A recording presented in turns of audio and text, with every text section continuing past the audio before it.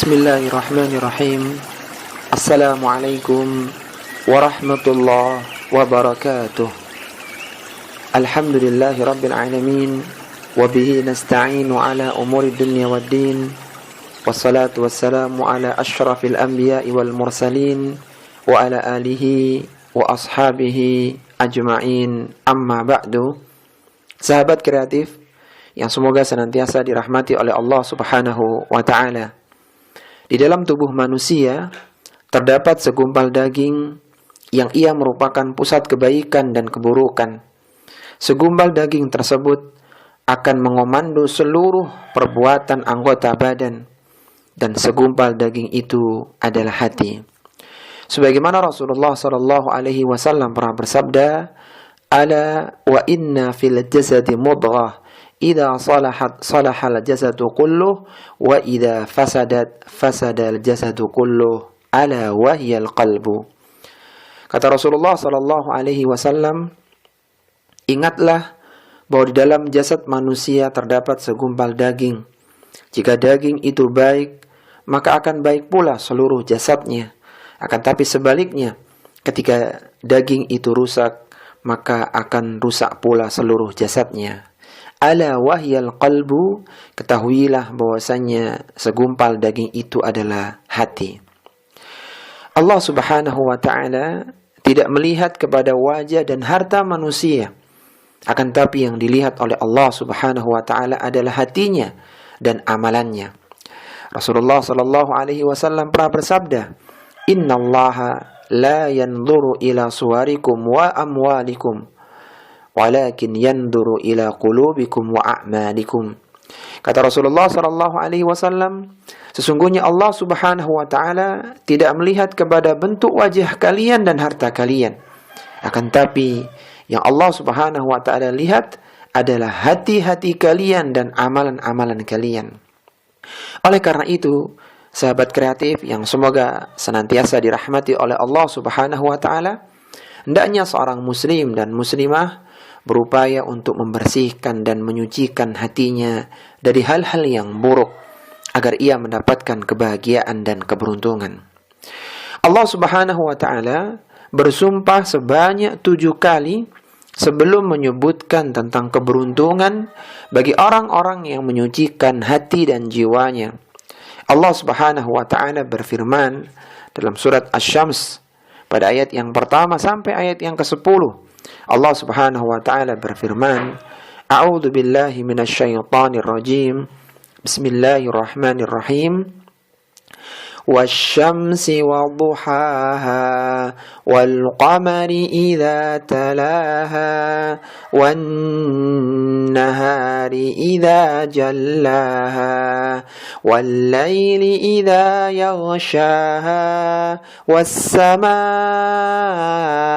wama banaha wal ardi wama tahaha wa nafsin wama sawwaha فألهمها فجورها وتقواها قد أفلح من زكاها وقد خاب من دساها.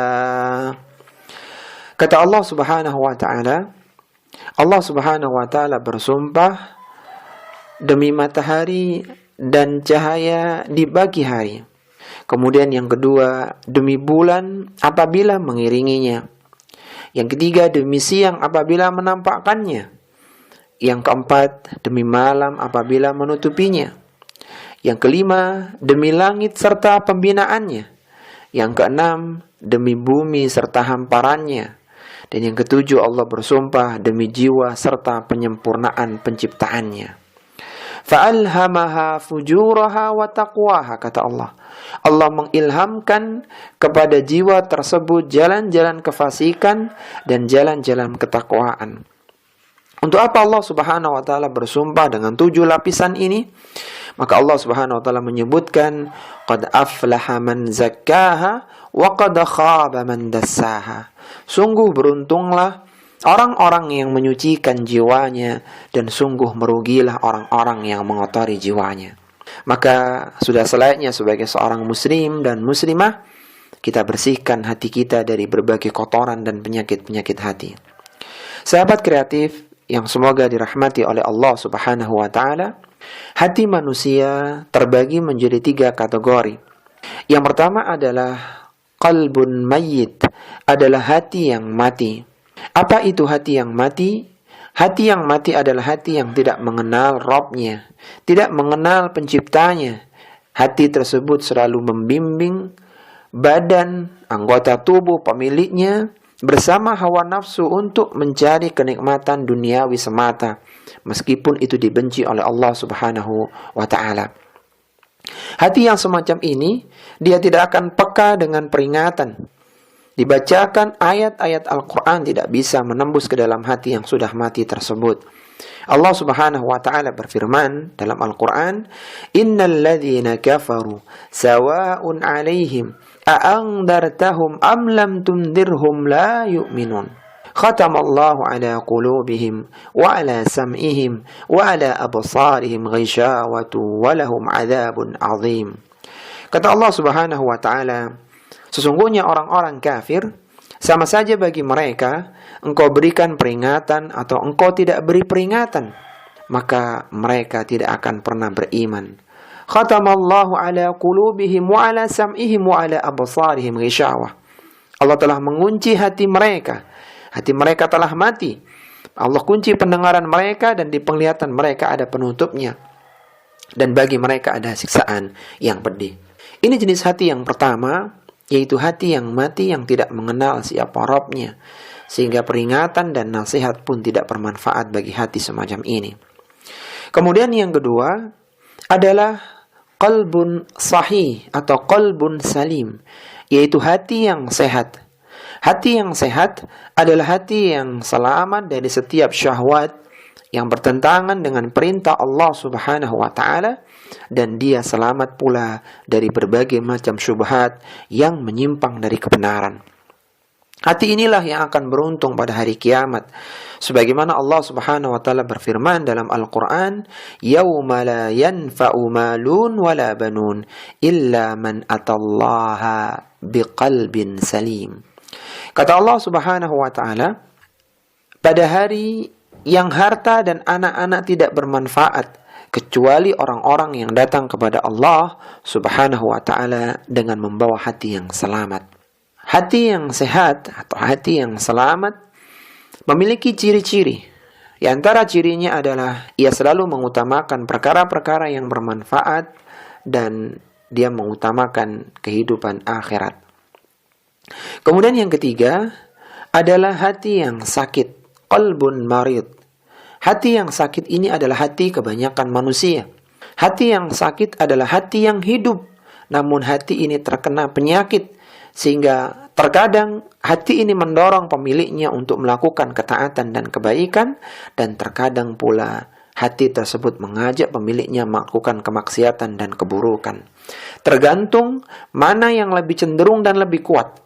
Ketika kecenderungan kebaikan kuat, maka mendorong pelakunya dalam kebaikan. Tapi sebaliknya ketika kecenderungan keburukannya lebih kuat, maka akan mendorong pelakunya di dalam kemaksiatan. Wal'iyadzubillah.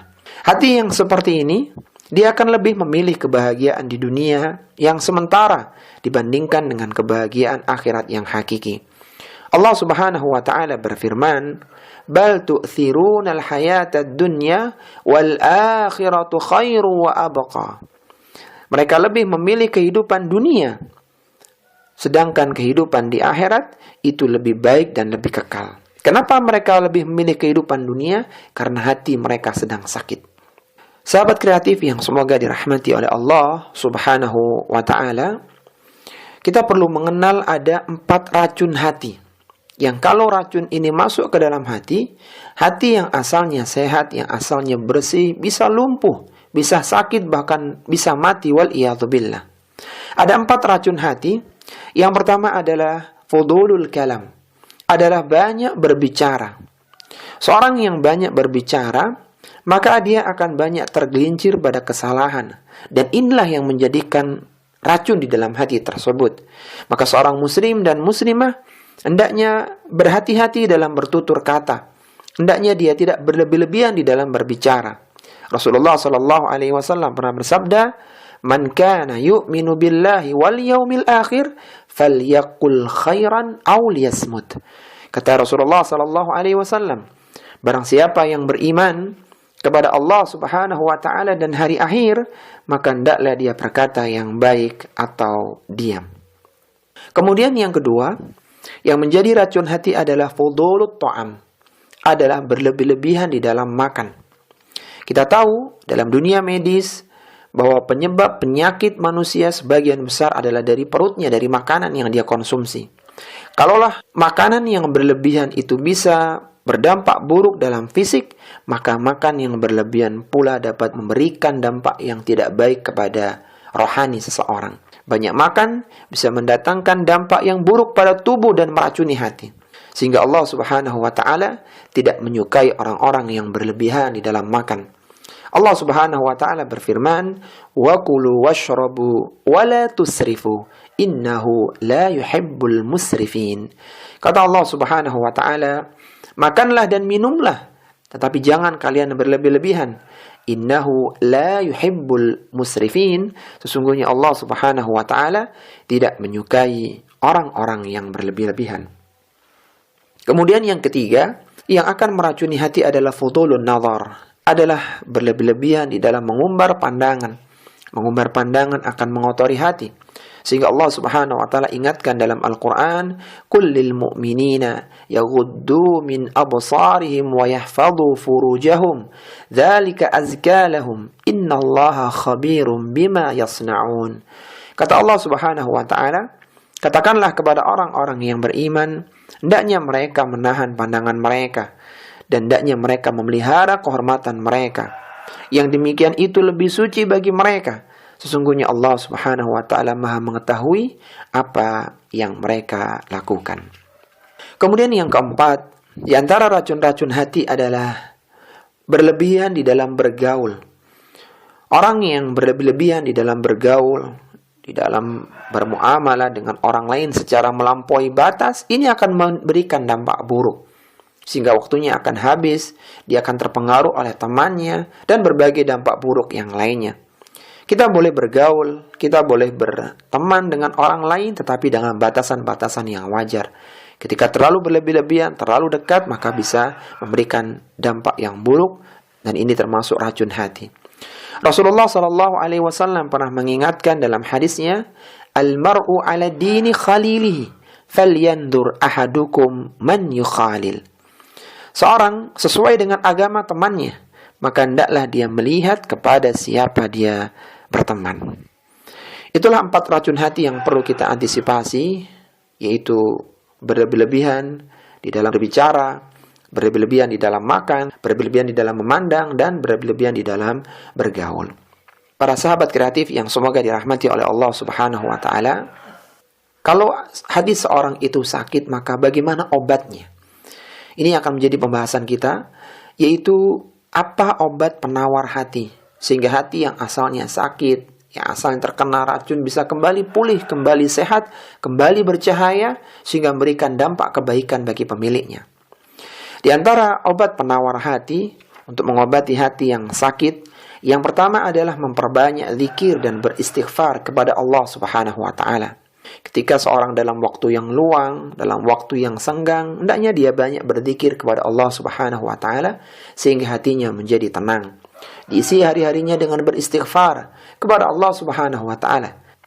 Allah Subhanahu wa taala berfirman, "Ala bidzikrillahi tatmainnul qulub." Ingatlah, hanya dengan mengingat Allah Subhanahu wa taala hati menjadi tenang. Kemudian yang kedua, obat untuk penawar hati yang sedang sakit adalah membaca Al-Quranul Karim. Membaca dan mentadabburi Al-Quran akan menyembuhkan penyakit-penyakit hati. Penyakit dengki, emosi, hasad, dan yang lainnya akan terkikis dengan bacaan Al-Quran, dengan tadabbur Al-Quran. Allah Subhanahu wa taala berfirman, "Ya ayuhan nasu, qad ja'akum mau'idhatum mir rabbikum wa shifaa'un lima fis sudur wa hudaw wa rahmatul lil mu'minin." Kata Allah Subhanahu wa taala, "Wahai sekalian manusia, Sesungguhnya telah datang kepada kalian pelajaran dari Rabb kalian, yaitu Al-Quranul Karim. Yang Al-Quran ini, wa shifa'un lima fis sudur, adalah syifa, adalah obat penyembuh bagi penyakit-penyakit yang ada di dalam dada, di dalam hati. Wahudan, dia adalah petunjuk. Warahmatul lil mu'minin, dan dia adalah rahmat bagi orang-orang yang beriman. Maka luangkan waktu di sela-sela kesibukan kita sebagai seorang pemuda, sebagai seorang pemudi, sempatkan waktu untuk membaca Al-Quran.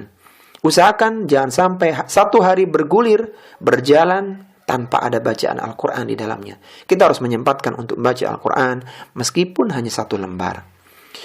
Yang ketiga, obat penawar hati adalah menghadiri majelis-majelis ilmu. Ketika seorang hadir di majelis ilmu, maka seorang akan ditunjukkan jalan-jalan kebenaran. Dia akan dibimbing di atas kebenaran, diingatkan jalan-jalan keburukan dan kemaksiatan untuk ditinggalkan. Dan di majelis ilmu akan dibacakan ayat-ayat Al-Quran, dihidupkan sunnah-sunnah Rasulullah SAW yang semuanya akan menghidupkan dan melembutkan hati. Allah Subhanahu wa taala berfirman, "Inna fi dzalika ladzikra liman kana lahu qalbun aw alqa as-sam'a wa huwa syahid." Kata Allah Subhanahu wa taala, sesungguhnya pada yang demikian itu benar-benar terdapat peringatan bagi orang-orang yang memiliki akal, yang menggunakan pendengarannya dan dia menyaksikan. Ketika seorang hadir di majelis ilmu, dia harus fokus pandangannya, pendengarannya, dan hatinya, sehingga ilmu yang disampaikan di dalam majelis itu bisa dia pahami dan bisa dia amalkan dalam kehidupan. Yang terakhir, sahabat kreatif yang semoga dirahmati oleh Allah Subhanahu wa taala, obat untuk penawar hati yang sedang sakit adalah berdoa kepada Allah Subhanahu wa taala. Karena hati manusia berada di antara jari jemari Allah Subhanahu wa taala. Allah mampu memberikan hidayah kepada hati tersebut sehingga dia bisa istiqamah di atas kebenaran dan kebaikan. Dan sebaliknya, Allah mampu pula memalingkannya di dalam kesesatan wal iyadu billah. Maka hendaknya kita mohon kepada Allah Subhanahu wa taala agar hati kita dijaga di atas ketaatan, dipalingkan dari berbagai macam keburukan. Di antara doanya adalah, ya muqallibal qulub, tsabbit qalbi ala dinik, Allahumma musarrifal qulub, sarrif qalbi ala ta'atik. Wahai yang membolak-balikan hati, tetapkanlah hati ini pada agamamu. Ya Allah, yang malingkan hati, palingkanlah hati ini di atas ketaatan kepadamu. Rabbana la tuzigh qulubana ba'da idh hadaitana wa hab lana min ladunka rahmah innaka antal wahhab. Dan doa-doa yang lainnya yang bisa kita baca agar hati kita dijaga oleh Allah Subhanahu wa taala. Akhirnya, kita mohon kepada Allah Subhanahu wa taala semoga Allah senantiasa menjaga hati kita, menghidupkan hati kita, membersihkan penyakit-penyakit yang ada di hati kita sehingga hati kita menjadi hati yang sehat, hati yang menyiapkan pemiliknya untuk berbekal di kehidupan akhirat, yang membimbing pemiliknya di atas jalan-jalan kebaikan dan kebenaran. Semoga yang sedikit ini bermanfaat. Kita akhiri wa sallallahu ala nabiyyina Muhammadin wa ala alihi wa sahbihi wa sallam. Subhanakallahumma wa bihamdika asyhadu an la ilaha illa anta astaghfiruka wa atubu ilaik wa akhiru da'wana anil hamdulillahi rabbil alamin. Wassalamu alaikum warahmatullahi wabarakatuh.